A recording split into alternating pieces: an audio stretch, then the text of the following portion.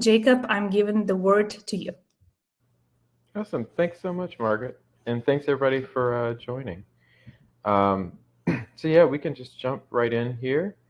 And just to go over Metabase, if anybody's unfamiliar, it's an open source tool for helping everyone in your company or organization ask questions and learn from your data.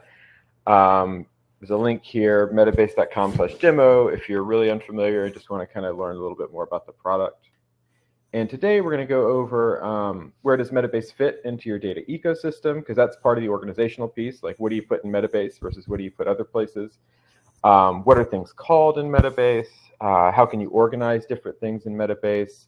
What permissions should you consider? Because permissions are really important for the organization of things in Metabase, or any data tool, really. And then how can you add some helpful documentation about your data to help with like wayfinding and orienting people to your data in Metabase.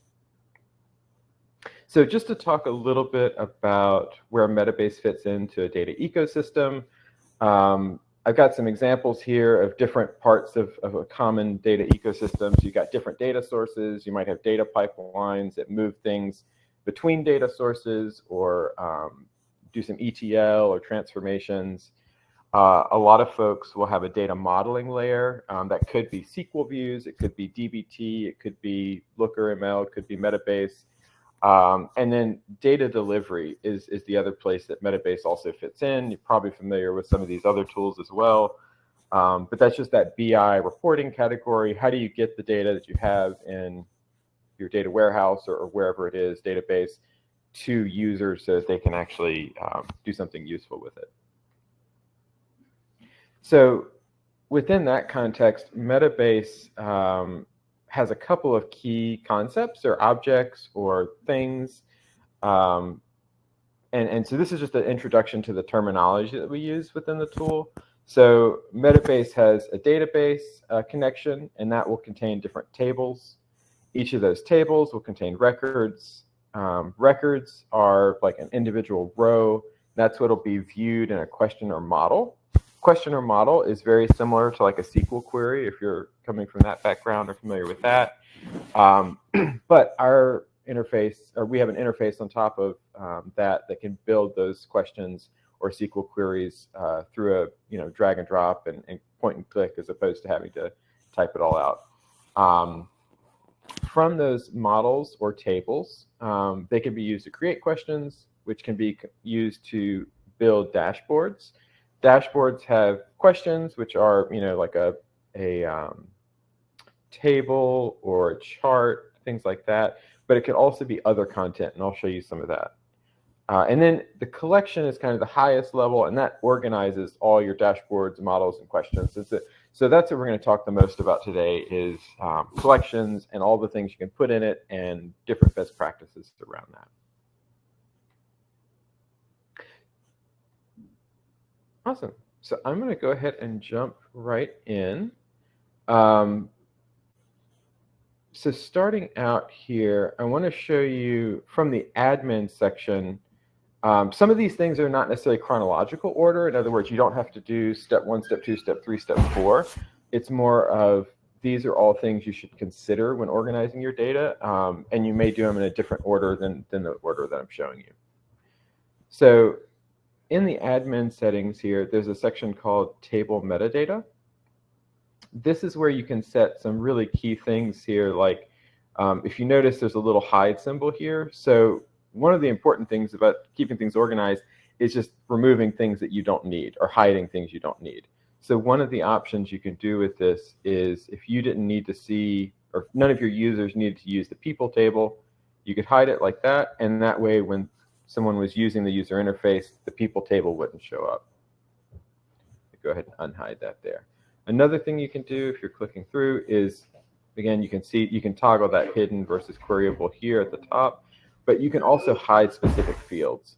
So if you don't want, maybe the, let's see if I have a good field here, the people field. So I think, if you don't want something like the password field here to show up for anybody, you could say do not include. Oops. And that way, when I go and look at that table, that field doesn't even show up. things like that. So if you have like maybe some tables that just have a lot of extra stuff you don't need, or you have a lot of tables in your database that you're not necessarily using every day or at all, hiding them is maybe the first step in this table metadata, just so that they're not even cluttering up your interface there. The other important thing about this is, so if you notice here, this is listed as an entity key. There's also several other semantic types here. If I go to orders, this Jacob, is some. Sure. Just a second. Sorry for interrupting you. Yeah, I see some messages in the chat that screen could be bigger. Oh, sure. Could you please, people who are listening to us right now, could you also let us know if you see it okay, or if there's anything wrong with the screen share, let us know so we can adjust.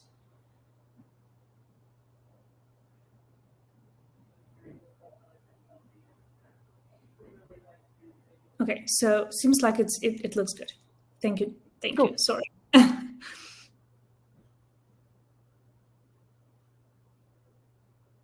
Awesome. Great. So then the other thing I was just going to show is the foreign key mapping here. We'll talk about this a little bit later, but this does help with sort of organizational, but it just helps sort of do a little automatic like joining and things like that with tables. So while I'm in this section, it's worth mentioning that's probably the most important thing to go here. Metabase will detect it in your database if the database maps the foreign keys, but sometimes you have to go map them yourself.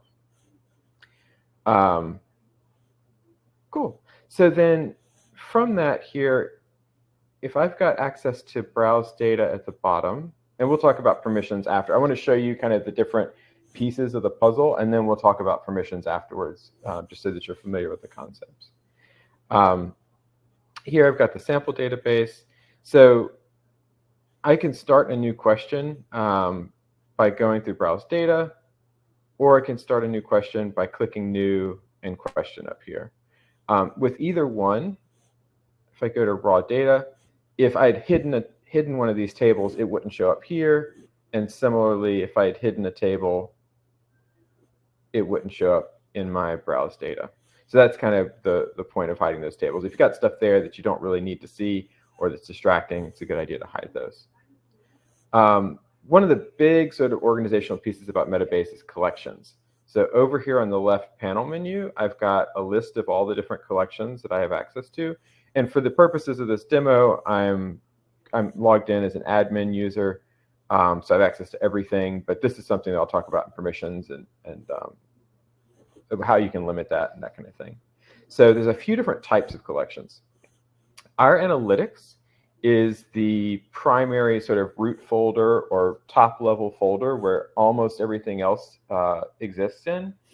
The only exception to that is the personal collection. So personal collections are only visible, what you save there is only visible to you or to admins. Other users can't see each other's personal collection. So if you want to share something with somebody, you don't want to put it in your personal collection. But maybe if you're doing an experiment or you're copied somebody else's question or dashboard and you modified it, you might save it to your personal collection if you don't think other people, it'll be valuable to other people. But that's a good kind of practice to do is if you are doing some experiments, you don't really want to publish them to everybody, build it out in your personal collection, and then you can move it to a different collection once it's ready. And that way it doesn't, other people aren't looking at it when it's in draft, that kind of thing. Another folder here that is built, it's kind of automatic by Metabase, is if you're doing browse data, and then you click the little lightning bolt here, let's x-ray this table, Metabase can generate some automatic dashboards. If you click save this, it will save it to that folder, and it'll create that folder, or sorry, collection if it doesn't already exist. And then other than that, though, the other two types of collections are just regular collections. You can nest them, so you can have collections and sub-collections, and then this marketing could have another collection under it, that kind of thing. So if it has this little gold or yellow seal on it, that makes it an official collection. but those are the only other two types of collections, official and a regular collection. So if I wanted to create, for instance, a, let's see, accounting department in this departments collection, I can click New Collection, say, call it Accounting, and I had the option to choose whether it's regular or official. Because I'm in the departments collection, it defaults to that, but I could change it and say I wanted to save it somewhere else. And then just click Create, and then now I've got that new collection there. So as far as organizing collections, there's a few different approaches to this. And I kind of have a couple examples of them here for you. So one option is that you might have a set of official collections where you've got everything that's sort of official.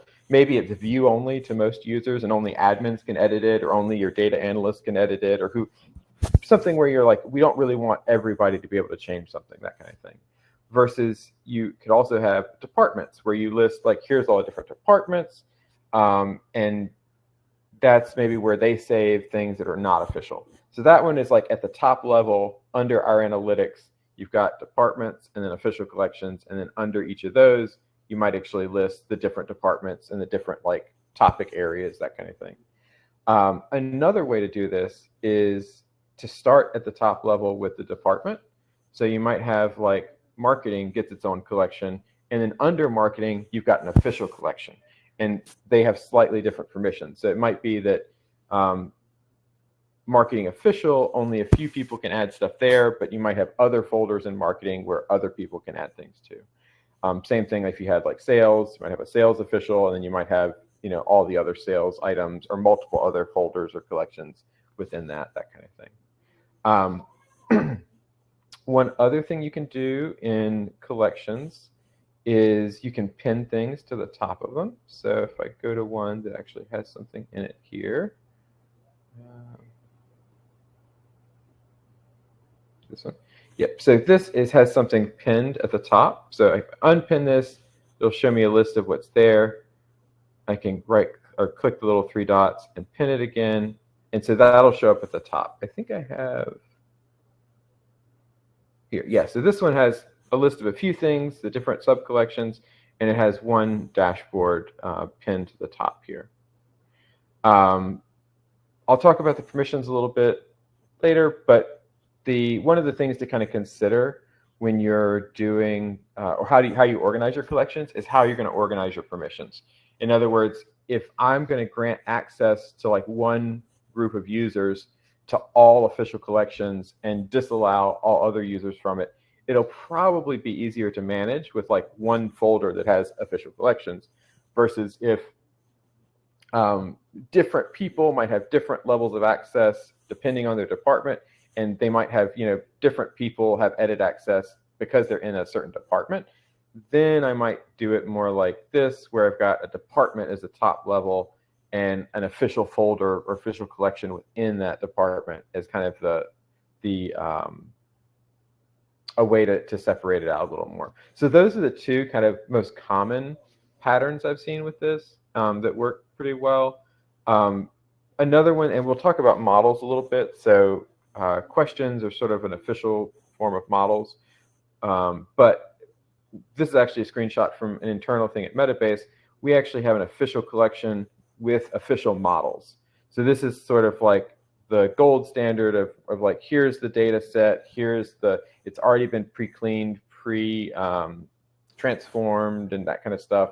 And that's a good starting place. So that's kind of how to think about, a good way to think about models is like, they're a really good starting place for asking questions if you've built them out. So let me just talk a little bit more about questions here. So if I go into, actually, I'll just use one of these automatic ones here. So if I've got this dashboard here and I've gone in and said, okay, I want to make this total transactions here.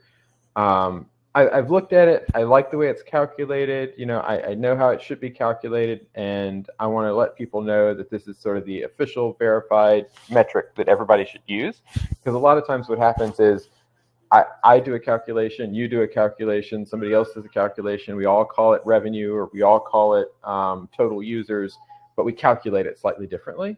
So one thing you can do here is verify this question. And let me see if, okay, yeah, okay. So that makes this little verification symbol show up here. And if I were to leave and go back, so actually I'll go to the folder where this is in. So I can see that it's got the little verification symbol here when I'm looking at it in the collection. If I go back to it, that's still there. But if I were to change something about this, so let's say I was to filter out, I only want to look at these two product categories, and then save that and replace the original total transactions. Now if I go back and look, it doesn't have the verified anymore. So the verification, it stays verified until it gets changed. If it gets changed, you would have to go back and say, okay, verify it again. Let me see what else here. Yeah, and you can also, so if you do have something verified, you can just remove that verification too if you, for some reason, want to, like you just need to remove it without changing it. All right, and then one other thing is models. So let's say I've got orders, and really frequently I am joining that with people, and I only really want to see like user ID, product ID, total, quantity, and maybe the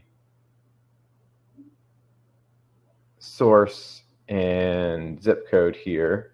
And that's sort of something we might use for the basis of quite a lot of questions, and we want to make that something that people refer back to over and over again and always kind of start with the same starting point. So if I go ahead and save this, I'm going to put this one in official collection for sales, save that, orders. Actually, I probably should have named it something different, so I'm just going to go ahead and do that. Orders plus people zip codes model, and I'm just naming it model. So this is something I usually do is if something is a model, I tend to put that in the name of the question. You don't have to do that, but that way if somebody is searching for it, it's very obvious that it's a model versus a different type or just a regular question. Although they do have slightly different icons as well. Here, I'm just going to go ahead and just view this to make sure it looks, yeah, that looks exactly like how I wanted it to look. Change this into a model here. Great. And so now if I go, and actually I'm going to go ahead and mark this as verified. And so now if I go to sales, I've got this model at the top here. So just kind of coming back, models automatically get pinned, but if for some reason you don't want them to be, you can unpin them. And so here I've got this model that if I click it, if I go back to edit, I'm not starting with the joins, I'm starting with the model as a data source. So similarly, if you do have a new question, start with models, pick a model here. And if you see like starting with a new question and picking your data, this is one of the reasons, like if you have this departments and official collections, it can be helpful to like have all your models in one place, like your official models, so that it makes it really easy for somebody to say, hey, I'm going to start some, build a question out, go to my models, go to the official models, the sales category, and it makes it easier to kind of get that wayfinding piece, navigation piece there. So start with that, great, visualize it. I might do a summary, sum of total by zip code. Great, and then, yeah, whatever I needed to do there. That was just kind of a random example. Let's see. One other thing to show you here are the bookmarks. So let's say I've got this question right here, and I look at this every day, or I refer back to it a lot. There's a little bookmark tab here, and when I click that, it'll add it up here to the top left in my left panel. So now if from on the home page, it's really easy to kind of come back to that and navigate to it. So if there's like questions that I use every day or very frequently, I tend to put them there. So I maybe have, I think probably somewhere between 5 and 10 things bookmarked that are just like things that I refer back to frequently. Cool. Let me go on to next section. Yeah, so permissions. So, all right, if I go to admin and permissions here, there's 3 different types of kind of groups of permissions. There's data permissions, collection permissions, and then application permissions. So application permissions are sort of, can you access settings? Can you do subscriptions and alerts? Can you monitor? Which is, if you have the pro version or enterprise version, there's some additional monitoring tools up there that you might have access to. But the 2 I'm going to focus on right now are the data and collection permissions and how they interact.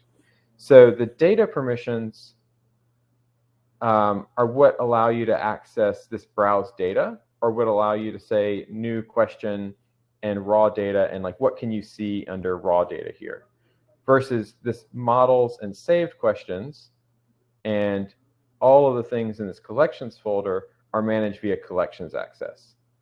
So data access is about this data piece down here. Collection access is about this, or collection permissions are about the collection section up here. So one of the things you just want to consider is you don't want to have to like have a bunch of different groups and a bunch of different collections. Like if there are things that are being repeated, like the same group of people gets access to the same collections and stuff like that, you want to like minimize that so you have a lower maintenance effort as much as you can. So here I've just created in the people section under groups, I created a marketing and a sales group. There's 2 special groups that come with Metabase pre-built, all users, which is just every user is added to that group and cannot be removed from that group, and administrators. So anybody who's added with the administrator, or who needs to be an administrator, is added to the administrator group. So if I go to people and edit user, groups that I'm in are administrator group. So that's how you get somebody in there. All right, so then these 2 groups are 2 groups I've made separately, and then these are the 2 that come with Metabase. So administrators sort of have this stuff enabled and you can't really change it. All users have things enabled by default, but what I generally recommend, if you do have different levels of permissions you need to enforce, is sort of disable everything on the all users group, and then go back and add it in the individual groups where they belong. So if you do have multiple groups with different levels of permissions, unless there is like a table or a database that all users actually need access to, it usually makes sense to disable that, for especially if you do have lots of groups. If you just have one group, everybody has the same access, then you don't need to do that. So looking at the data side here, I'm not going to go into too much detail on this, but I just want to give you a general idea. There, you could go into the database level. If there's schemas, clicking into it will give you different schemas. Click on a different schema, and then it'll take you to the list of the different tables. And you can select access on this table by table, or database by database, or schema by schema. If you notice a little message here, because the all user group does have unrestricted permissions, the way permissions work is the most permissive permissions are what are applied. So if you have one group that says that you don't have access and another group that says you do have access, the do access wins out. The one exception to that, and I'll show you collection permissions is first, but there is something called block permissions. So with collection permissions, very similar. You can click on a different collection. You got a list of groups here, and you can specify, okay, who should be able to access this and at what level? Can they view? Can they curate? Are they also being granted access? Or also, should you be updating the sub-collections with whatever you select here? So let's say you have a really sensitive table here. Let me just disable this so I get rid of that message.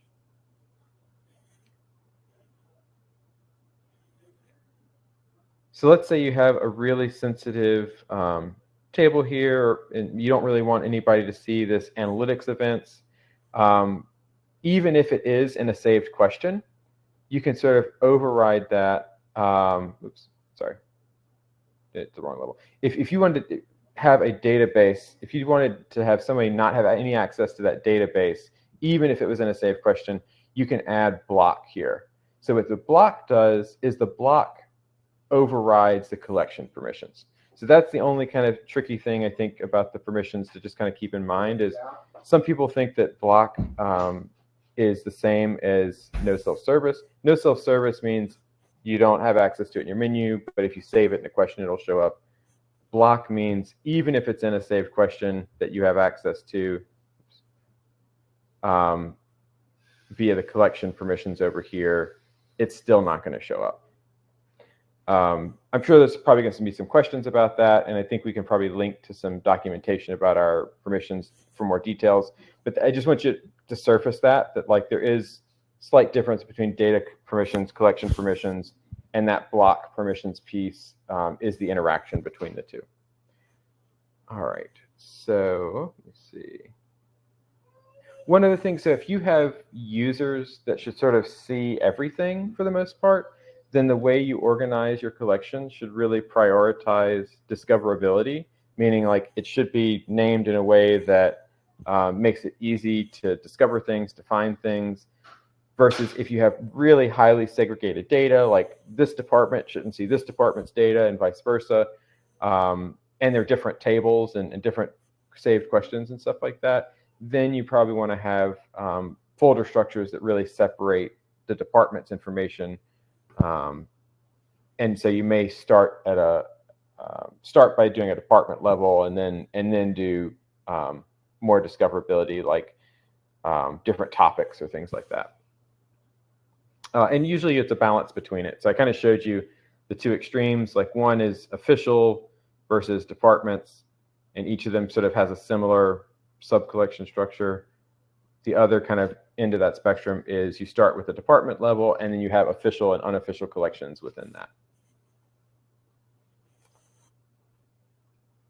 All right, and then one last thing I'll show you before we'll go to questions is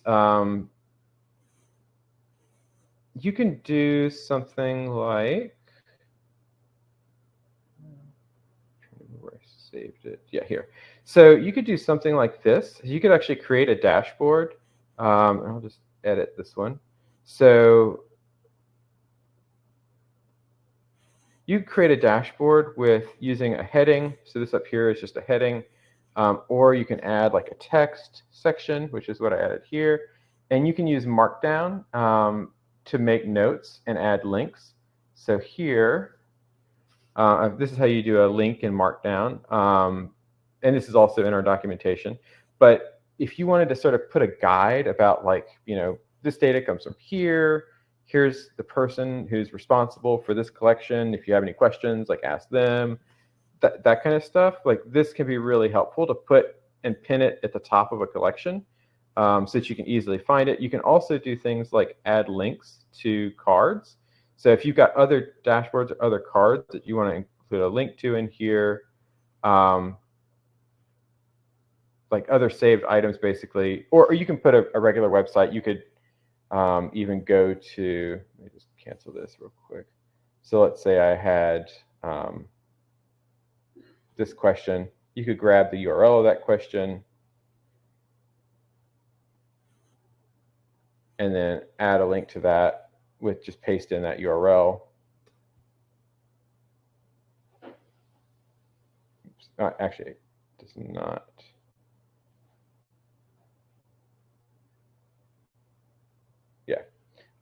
Yeah, paste in that URL, and that'll take you to it directly as well. So that can be really helpful, just to kind of put like, hey, here's a guide to our data, here's where it's what's what, and where it is, that kind of stuff. There's also, if you go to Browse Data there and click on a database here, and you're looking at tables, there's this little reference for a table here, and you can click Learn About Our Data. It takes you to the same place. So this is where you can also add some context about data, like what's interesting about it, description, look at the fields in the table, see some of that metadata, find which questions actually have referenced this table, things like that. You can also access that from a new SQL query. You've got the little data reference over here. And then one other place where you can get some reference data is in models. So if I go to the model I created, if I hover over this model here, I've also got a little reference piece. This is where I can see information about this, create a new question based on this model, look at the schema of the model, edit the model's metadata. Let's go back here.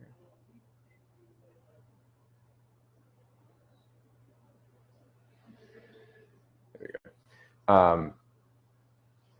As well as move it around, or there's a few other things you can do there. I don't want to go into too many details, but yeah, if you just trying to show you different places where you can add like reference information or descriptions, things like that. One last thing is you can also set a dashboard on your home page. This is like something an admin can do for everyone. So if you're an admin, you have this customize option up here. You pick a dashboard, and here we go, save that. So now when anybody goes to the home page, it shows that dashboard there. That's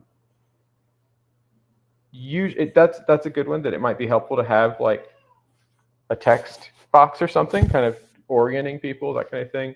Or you might actually just have some metrics or cards or reports, tables, however you want to say it, that show up there that everybody needs access to or easy to find. But it's a good place to put a dashboard that has a jumping off point to other key areas. All right, I think that is all I have. Yeah.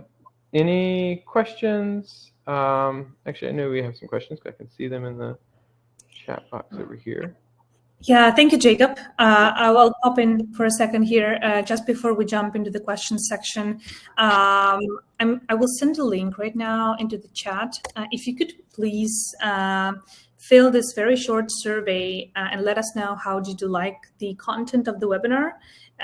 I'll be very happy because it will help us to also, build better webinars in future. It's super short, it's like 30 seconds of time. And we have quite a few questions actually. So we're gonna be jumping to the Q&A session right now, where I'm gonna be reading the questions out loud, and then Jacob will be answering those. And if you have any more questions, please leave them in the questions tab. Okay, so if that sounds good, I can jump straight into that. Okay, so Jacob, I'll be starting with the very first question posted. Mm-hmm. This first one comes from Nod. For foreign keys, what should you do if you have a combination key? You can set multiple items as a foreign key.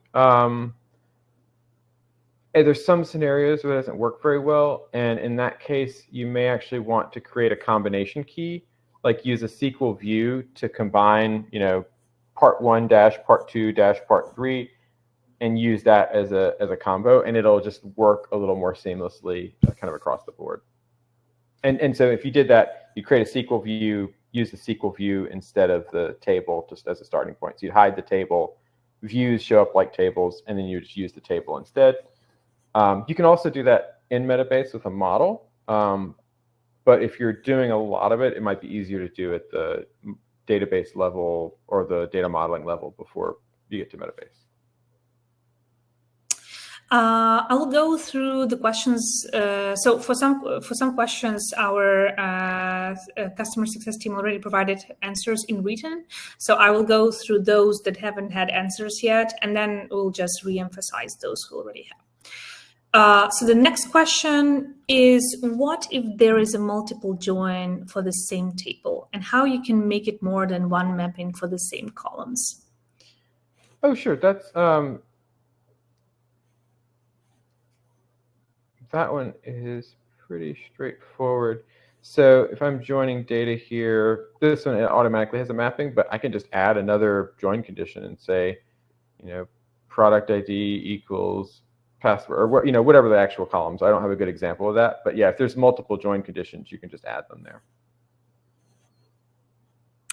Awesome, thank you. The next one. So how can I drill down basic reporting like year, quarter, month, weekday, like other BI tools do?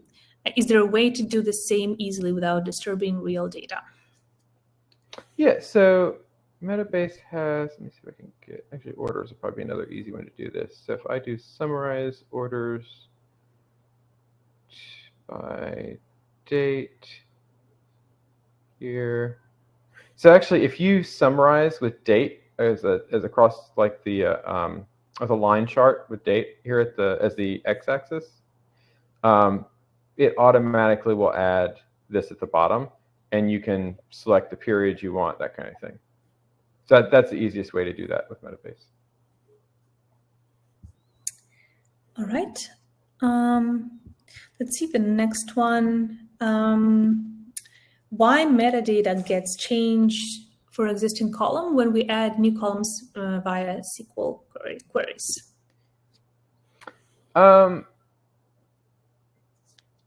That could be a bug, or it could be intentional. It depends on the type of change. So because Metabase depends so heavily on metadata, if any of the columns underlying metadata, like at the database level, changes, that can confuse Metabase down the line, because it's already like learned that the column is a specific type and expects it to be there. So usually adding things shouldn't break something, but if you replace something or change something that exists, that can break things. Yeah, if you're having an issue with that though, like where you've just added something new, one of the other things to check is make sure that after you've made any changes, you've gone in and done like a sync database schema, rescan field values. So probably have to run both of those to make sure that works effectively and detect any changes. Thank you, Jacob.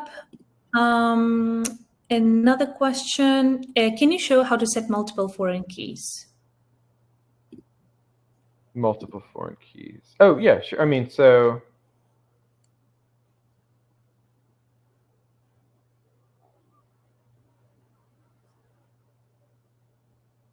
here's, I may have misunderstood the question earlier.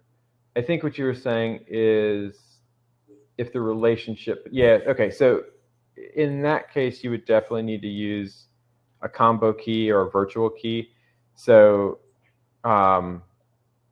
if, let's say, you needed a combination of both ID and user ID, or both user ID and product ID as a foreign key, you would need to create a view that was like something like create view combined keys as like select concat product ID dash order ID as, I tend to call these virtual keys. I abbreviate them as V key, but like whatever makes sense to you, you can use. Another really good option is to, let me misspell that. Another good option is to actually call it exactly what it is. So product order ID, and then whatever other columns you want from, orders or whatever table it was. So if you created a view like that in your database or at your data modeling level, like DBT or whatnot, then you could set this as a foreign key and just use that wherever you need to use it. That's probably the best solution for that.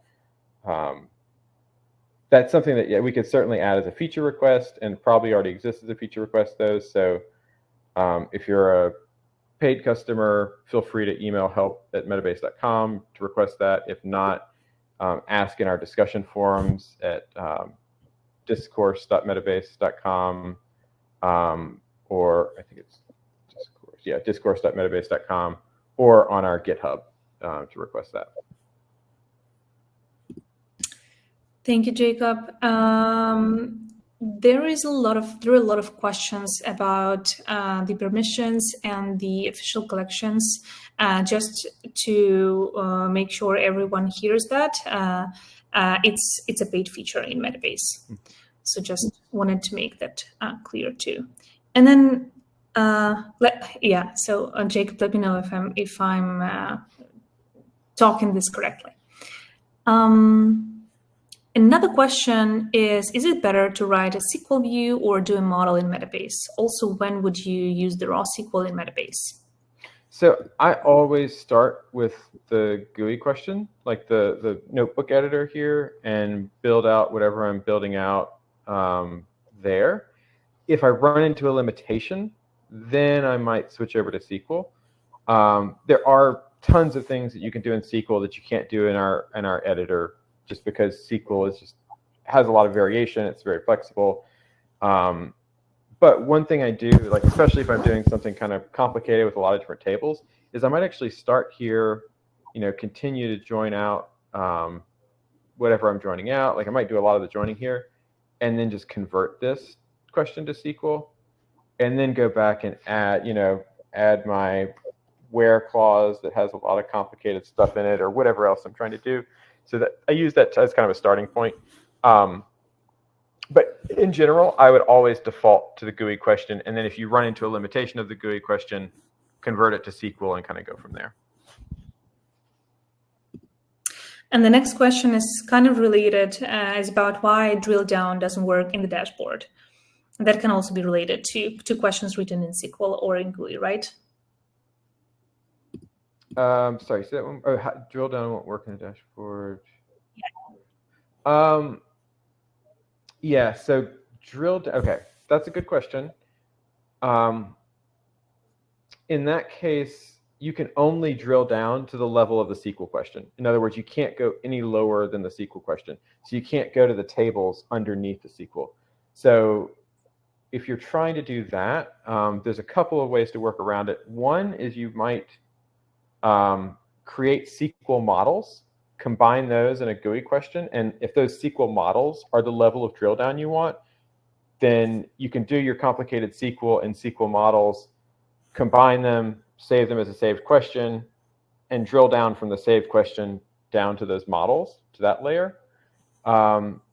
The other option is, let me get out of here. If I have a dashboard like this, you can do custom click behavior. So maybe this has a SQL question underlying it, and so I can't really drill down any further than that SQL question. I could do custom click behavior and say, go to a custom definition. I could save a question that has what I would want in the drill down, and then, I have to pick one here.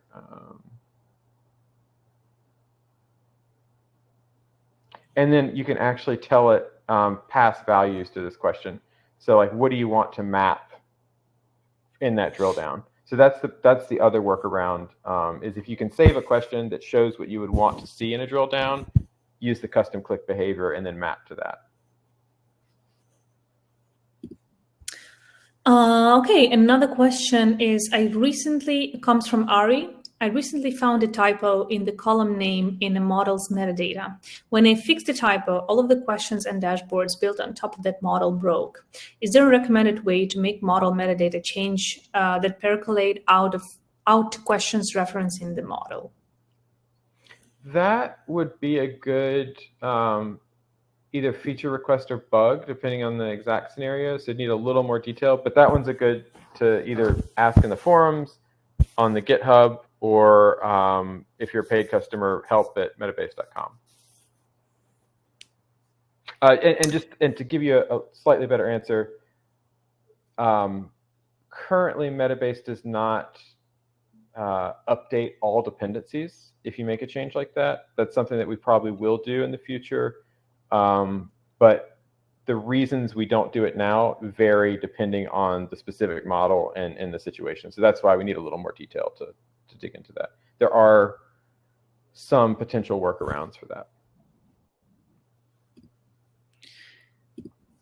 Okay, another one comes from Mohammed. Can we make a backup for the questions and queries? Yes, so there's a few different ways to do that. One of them is just save a copy of your application database. If you're cloud hosted with Metabase, we back up everything. We have a retention policy of, I think, a year. For if you have an active account, we keep backups for a year, like our daily snapshots, that kind of thing. We recommend that to people based on your retention policies, of course. But if you're an open source customer or a self-hosted customer, you can use a serialization functionality to sort of import and export things. And if you're a cloud customer, that's not available yet, but we do have some open feature requests, and our product team has been working on some things around that. So that's another one. Absolutely, the more people that request it or that give a thumbs up to our existing feature requests and things like that, the more information we have to share with product. So definitely request that if you're a cloud customer and don't have access to it yet, or if you're self-hosted or open source, you've got the two. Open source, you can request through Discourse or on our GitHub, and paid customer and cloud customers can request it through help@metabase.com.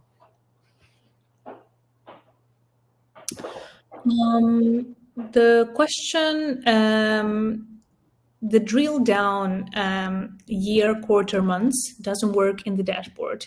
Can you recommend anything as a hack for it? Yeah, there's an ugly hack for it that I don't particularly like, but it does work, which is you would make a SQL question. So it'd be something like select all from whatever table, and then group by, and then you'd use a parameter. So here you might do date period, change that to a text, give it a drop-down list, say custom list, week, month, day, whatever groupings you wanted. So then you've got that option, and this would actually have to go into a formula that was like date, trunk. It depends on your database, which one. And so you would say like created at date. So it's something I'm doing this as pseudocode, so don't use this exact, but like something along these lines would let you do that. And you'd have to put this in both places, like that. And then you could select which period you want and do that grouping. And you can link this to a filter in the dashboard. Awesome. Thank you, Jacob. We are slowly getting to the end of our time. So what I will do is there are a few questions that have been voted most compared to others. So I would like to go through them too, and then we'll be slowly wrapping up. If you have a question that hasn't been answered, please write us or write in our forum. I posted a link in the chat. So Jacob, the question for you, it's one of the most voted ones. If a table is referenced in the question and the table is later hidden, will the question still work? No. Well, okay, yes and no. So the question will work, like it'll show up, but you won't be able to edit it. So if you ever have a question that you're trying to edit and it's like the edit button's disappeared, it's usually because a table was hidden, or the database itself was hidden, and that's why you've lost access to it. Okay. And maybe one more question. Cynthia already answered, but just wanted for everyone to hear this because it was voted too. Can we disable download full results for the entire organization? Can we disable download of what type of results? Full results. Oh, full results, yeah. So you can, if you go to all, you can't do it for admins, but you can do it for any non-admins. You could go to all users, change it to no, like they can't download results, and then that would prevent everybody from downloading results unless in another group they're in, you've added the access back. Awesome, thank you, Jacob. Okay, I think that's it. If you have any last minute questions or comments, let us know. This webinar is recorded, so we'll send the recording to everyone who visited and registered to this webinar. So you can also rewatch this again. Thank you all for joining. Thank you, Jacob, very much for this detailed presentation. Sure. Thanks, everybody, for joining. Thank you, guys. Bye. Bye-bye.